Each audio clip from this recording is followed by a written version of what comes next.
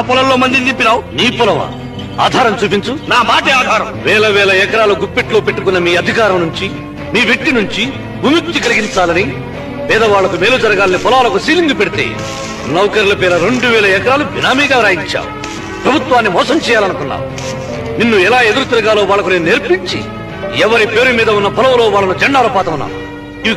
ఇవిగో దస్తావేజులు చూపించి జెండాలు పాతేస్తే చూస్తూ ఊకోమంటావా? ఏం చేస్తావు? బెదిరిస్తావా? ప్రజాకారులు తరిమి కుట్టిన తల్లికి పుట్టాను రా నేను. దేశాయులను దేశముఖులను తెగనరిగిన తండ్రికి పుట్టాను రా నేను.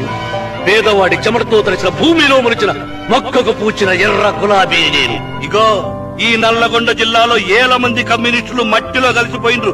ఇట్లా ఎదురు తిరిగే కోటి గొంతుకుల ఆవేశాన్ని ఒక్క తుపాకీ గొట్టంతో ఆపలేవని తెలుసుకో. ఈ భూమి వాళ్ళది, భక్తి వాళ్ళదే. ఏందినైనా అంతోని ఆగుబిట, చంపుతావా?